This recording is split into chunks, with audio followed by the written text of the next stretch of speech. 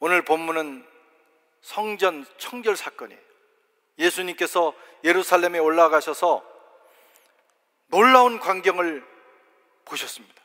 성전에서 펼쳐지고 있는, 정말 예수님의 마음에 분노를 일으킬 만한 사건이 일어나고 있었어요. 예수님은 그들을 쫓아내셨어요. 그들의 상을 뒤엎으셨어요. 채찍으로 그들을 내리치셨어요. 오늘 15절에 보면 그들이 예루살렘으로 들어가니라 예수께서 성전에 들어가서 성전 안에서 매매하는 자들을 내쫓으시며 돈 바꾸는 자들과 비둘기 파는 자들의 의자를 둘러엎으시고 아무나 물건을 가지고 성전 안으로 지나다님을 허락하지 아니하시고, 유명한 사건입니다. 예수님께서 성전에 가셔서 2번 성전 청결을 하시는데 오늘 그 중에 한 말씀이에요. 예수님 왜 그러셨을까? 왜 그 모습을 보면서 화가 나셨을까? 왜 분노하셨을까? 왜 내어 쫓으셨을까? 다 거기 예배 드리러 온 사람들인데. 그것은 우선 그들이 하는 그 일 자체보다는 그들이 지금 하고 있는 그 일의 본래적인 순기능이 상실됐기 때문이에요. 본래 목적대로 존재하지 않고 역기능이 되고 있었기 때문입니다. 처음에는 좋은 의도로 시작을 했어요. 지금 성전에서 벌어지고 있는 일들이 처음에는 좋은 의도를 가지고 있었어요. 성전에 예배드리러 오는 사람들의 편의를 제공하기 위해서. 왜냐하면 이제 백성들이 예배를 드리러 올 때 예배, 제사에는 반드시 제물이 필요합니다. 그 제물은 중요한 원칙 중에 하나가 흠이 없어야 되는데, 처음에는 저 갈릴리에서 제사 드리기 위해서 오면서 흠 없는 놈 하나를 선택해 가지고 출발을 했어요. 그런데 그게 걷고 또 여러 지방을 지나면서 시간이 흐르면서 그만 이게 병들어 버린 거예요. 사고가 난 거예요. 또 맹수에게 공격을 당한 거예요. 그래서 흠이 생겼어요. 제사를 드릴 수가 없는 거예요. 그 사람들의 제사를 위해서 쓸모없게 된 제물로 제사 드릴 수 없기 때문에 그 제사를 잘 드리게 하기 위해서 좋은 의도를 가지고 성전 근처에서 흠없는 짐승을 키웠습니다. 흠없는 소, 흠없는 어린 양, 흠없는 염소를 준비해서 대신에 멀리서 오는 사람들은 돈만 가지고 오면 되는 거예요. 그래서 거기서 그 제물을 사면 제물이 흠이 없기 때문에 흠없는 제사를 드릴 수 있었어요. 처음에 얼마나 좋은 의도로, 얼마나 훌륭한 아이디어로 시작을 했는지 몰라요. 그 자체가 잘못된 건 아니었습니다. 그런데 좋은 의도도 시간이 지나면 변질되더라고요. 그게 참 아이러니입니다. 좋게 시작했는데 나중에 나쁘게 끝나는 경우가 많아요.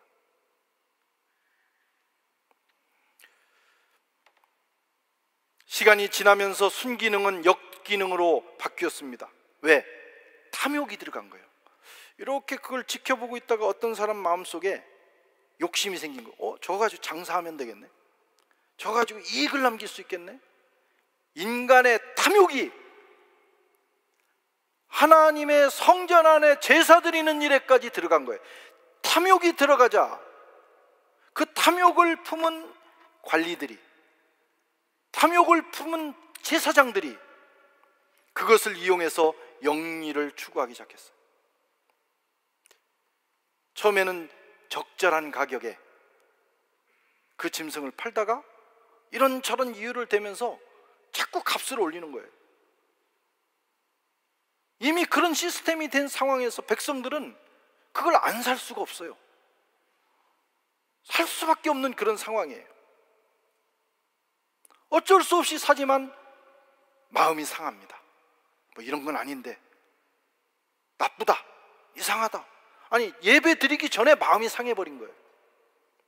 제사장들은 그것을 가지고 자신들의 배를 불렸습니다. 그 중에 대제사장은 그 재물, 그 제수용품이라고 하죠. 재물, 그 재물을 판매를 독점, 생산과 판매를 독점하는 사람이 됐어요. 그래서 예루살렘 성전 가까운 곳에 그 장소를 마련해 놓고 그냥 돈을 긁어 모으는 겁니다. 예수님 당시의 대제사장의 모습이었어요. 그들은 떼돈을 벌었습니다. 성전 예배를 이용해서. 그리고 그 엄청난 부를 가지고 자신들의 권력을 또 유지하는 거예요. 다 로비하면서.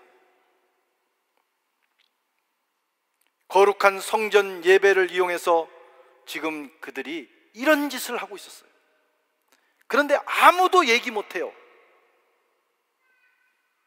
예수님께서 그곳에 가셔서 그것을 뒤집어 엎으신 겁니다. 목숨을 건 일이었어요.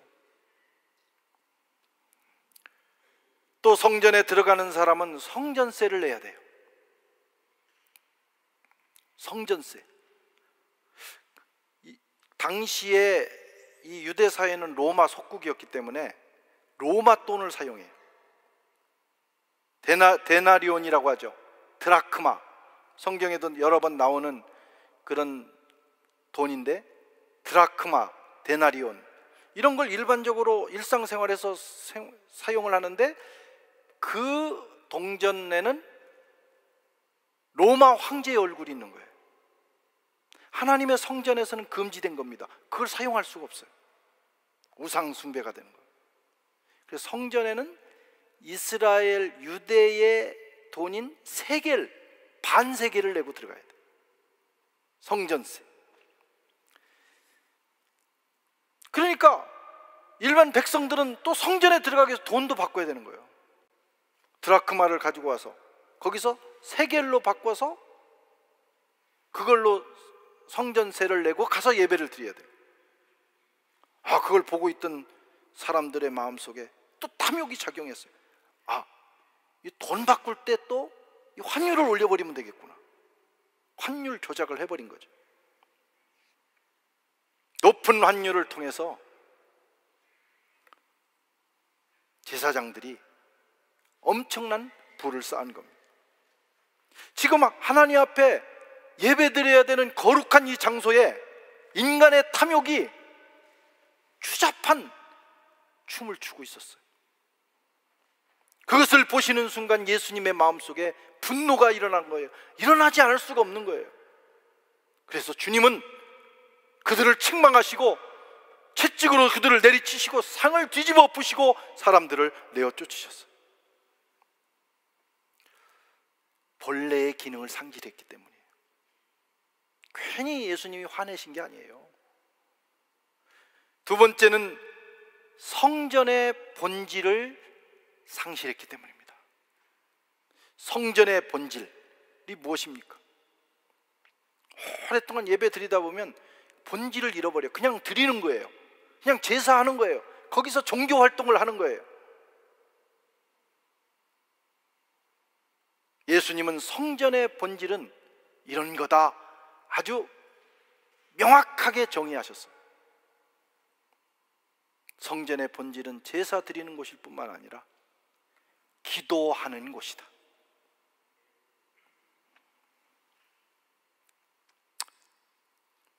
제사는 드려지고 있었어요. 지금 제사 드리러 오는 사람들 때문에 이런 일이 벌어지니까. 그러나 그 제사는 형식적으로 자기 마음 없이도 드릴 수가 있어요. 형식적인 제사. 그러나 점점 기도는 없어졌어요. 기도는 내 마음을 열어야 되는 거예요. 내 마음을 열어야 그 마음을 담아서 하나님 앞에 고백하는 것이 기도인데 기도를 할 수 없는 거예요. 제사장들은 제사를 이용해서 돈을 벌고 백성들은 그들의 폭리 때문에 마음이 상했습니다. 상한 마음으로 기도할 수 없는 거예요. 그리고 떼돈 버는 일에 지금 혈안이 돼 있는 그 제사를 이용해서 지금 부를 쌓는데 그 탐욕으로 가득 찬 제사장들이 어떻게 기도하겠습니까? 지금 예루살렘 성전은 제사에는 마음이 없고 잿밥에 마음이 있다. 우리말에도 그런 거 있잖아요. 제사에는 마음 없고 잿밥에 마음이 있다. 이 사람들도 그랬던 것 같아요. 주객이 전도됐습니다. 예루살렘 성전의 당시의 상황이 이런 거였어요. 그래서 예수님이 분노하신 겁니다. 기도가 없어졌어요. 기득권자들은 이익을 챙기는 일에 혈안이 되었고, 백성들은 마음이 상했고, 제사는 흉내만내는 형식이 되었고, 신령과 진정으로 드리는 예배는 없어졌어요. 죽은 예배만 드려지고 있었어요. 기도는 온데간데 없어졌습니다. 예수님께서 그들을 내어 쫓으시면서 말씀하셨어요. 기록된 바 내 집은 만민이 기도하는 집이다. 내 집은 만민이 기도하는 집이라 칭함을 받으리라 하지 아니하였느냐. 너희는 강도의 소굴을 만들었도다. 성전의 본질은 기도입니다. 기도의 불이 꺼지면 성전은 본질을 잃은 거예요. 기도의 불이 꺼지면 예배도 본질을 잃은 거예요. 그러자 어떤 반응이 일어났어요? 아픈 데를 찌르면 회개하면 되는데, 아픈 데를 찌르면 대부분은 어떻게 해요? 반발합니다. 자기를 합리화합니다. 18절에 대제사장들과 서기관들이 듣고 예수를 어떻게 죽일까 하고 꾀하니, 이는 무리가 다 그의 교훈을 놀랍게 여김으로 그를 두려워함이라라. 대제사장들과 서기관들이 이때부터 또 예수 죽일 계획을 구체화시킵니다. 자신들의 아픈 곳, 치명적인 약점을 찌르셨기 때문이에요. 알고 있었다는 거예요. 이러면 안 되는데 하면서도 그 짓을 하고 있었다는 거예요. 대제사장과 서기관들은 자신들의 이권이 침해받고 자신들의 행위가 비난받았기 때문에 분노했어요. 그런데 백성들도 놀랐어요. 백성들의 반응은 깜짝 놀랐어요. 백성들은 성전의 본질을 정확히 꿰뚫고 계시는 예수님의 교훈에 놀란 거예요. 큰 깨달음이 온 겁니다.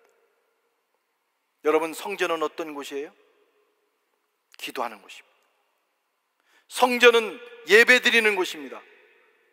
아무리 다른 것을 잘하고 아무리 좋은 일을 해도, 아무리 많은 프로그램을 하고 아무리 많은 행사를 해도 예배가 형식이 되고 기도의 불이 꺼지면 모든 것이 숲으로 돌아가는 거예요.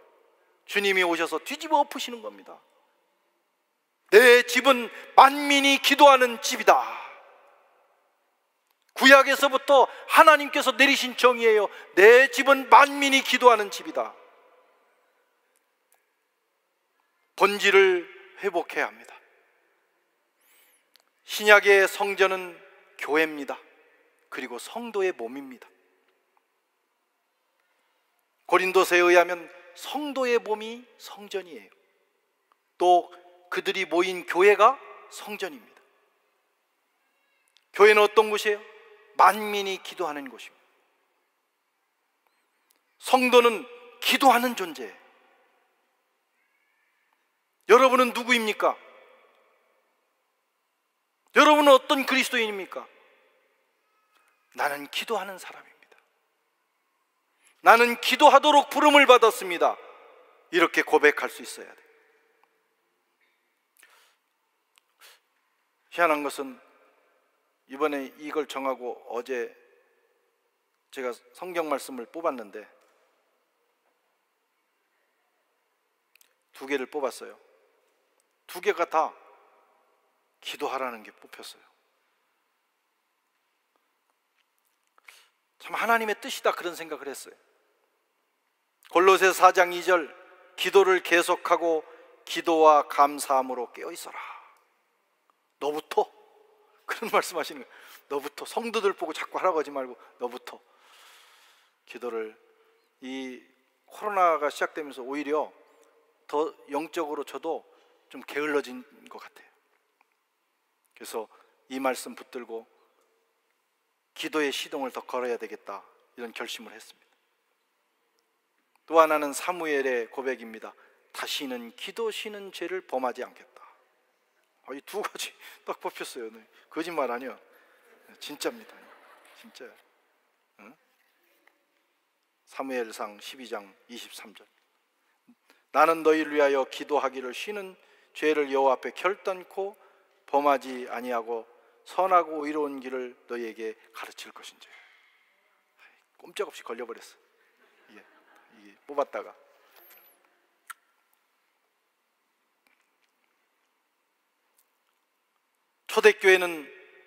초대교회가 어떤 교회예요?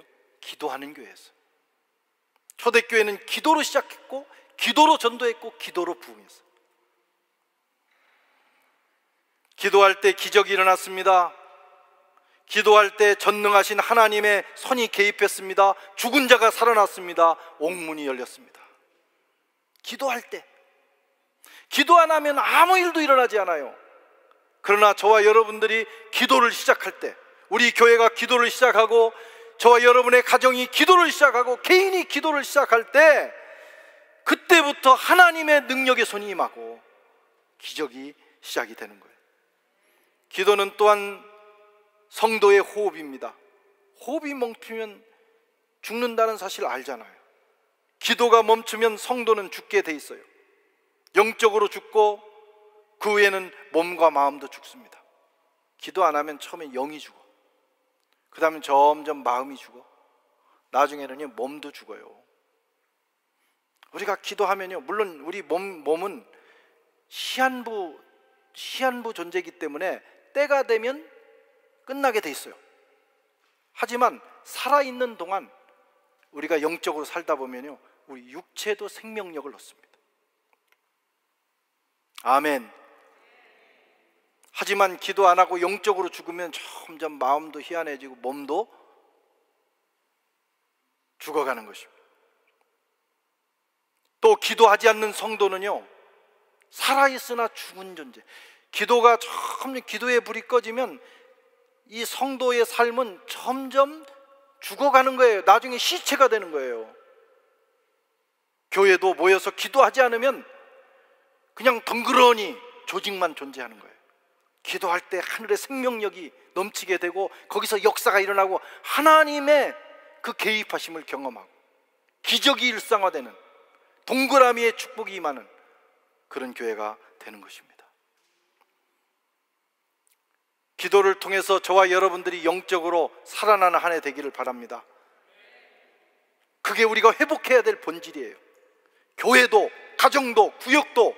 왜 구역이 힘들어요? 기도 안 하니까 그런 거예요. 왜 가정이 힘들어요? 기도 안 하니까. 왜 교회가 힘들어요? 우리가 기도하지 않기 때문에. 그러나 기도하기 시작하면 그때부터 정말 놀라운 하늘의 영적 기름 부음과 그 윤활로가 우리에게 흘러 들어오게 돼요. 살았으나 죽은 존재, 기도하지 않으면 그런 존재가 됩니다. 영적으로 죽으면, 여러분, 죽으면 생명이 자꾸 떠나가면 냄새가 나요. 그래서 생명이 딱 떠나가 버리면 송장은 3일 안에 숨을 쉴 수 없는 냄새가 나는 거예요. 이게 죽어간다는 뜻이에요. 죽어가는 존재는 매력도 없고 능력도 없습니다. 살리는 것은 하나님의 말씀과 기도입니다. 우리가 말씀을 가까이 하고 기도할 때 살아나요. 그리고 성령이 역사하셔서 우리를 살려주십니다.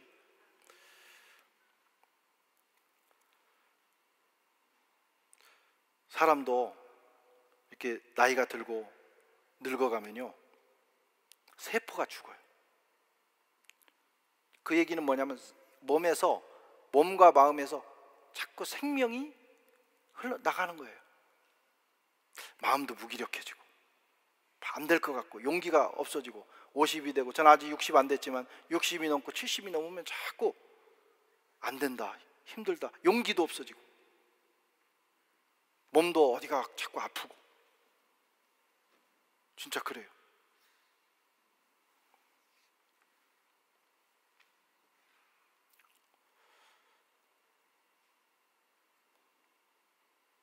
슬픈 일이죠. 그래서 늙어간다는 게 슬픈 일이에요. 근데 40대 50대 막 초반에 지금 지금 50대는 청년이요. 그런데 늙은이 행세하는 사람도 있어요.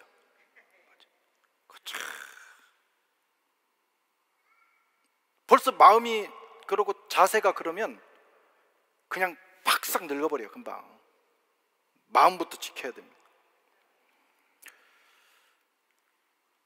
그래서 우리가 이 육체적으로도 그렇고 영적으로도 그렇고, 연륜이 영적으로도 신앙생활 오래 하면 어느 순간 되면 늙어버려. 처음에는 막 기쁨을 가지고 막 활기있게 하다가 5년 10년 지나다 보면 늙어버려. 그래서 무기력하고 아무것도 하고 싶지 않고, 그러다가 냄새가 나요. 늙으면 냄새가 나. 그래서 우리가 나이가 들수록요, 목욕도 자주 하고 안 바르던 것도 바르고. 젊은이들은요, 젊다는 건 생명력이 몸에 많기 때문에 그냥 그 자체로 아름다운 거예요. 싱싱하고. 거기는 아무거나 걸쳐도 패션이에요. 뭐 청바지를 걸쳐도 멋있고, 몸빼를 입어도 멋있고, 쫄바지를 입어도 멋있고. 근데 나이가 들면 더 잘 갖춰 입어야 돼요. 몸도. 그래서 그 자기가 생명력이 빠져나가서 나오는 그 부패한 냄새들을 자꾸 없애야 다른 사람과 함께 할 수 있고, 대우받을 수 있고, 밀려나지 않는 거예요. 그래서 노력해야 돼요. 그래서 요즘 보니까 뭐 70대 모델들 나오더라. 70대, 80대 모델들도 나와서 다 그런 걸 하는 걸 보면서, 야, 훌륭하다. 응? 그 피할 수 없는 그 생명의 소멸이지만 그것을 늦추고 극복하기 위해서 노력하는, 그러니까 멋진 거예요. 75세, 80세 된 분이 막 모델로 딱 나와가지고 하는데 정말 멋지더라고. 저 사람이 노망했나, 늙어가지고 주책이야, 그런 생각이 안 들어요. 정말 멋있더라고. 왜? 그런 몸부림이 필요한 거예요.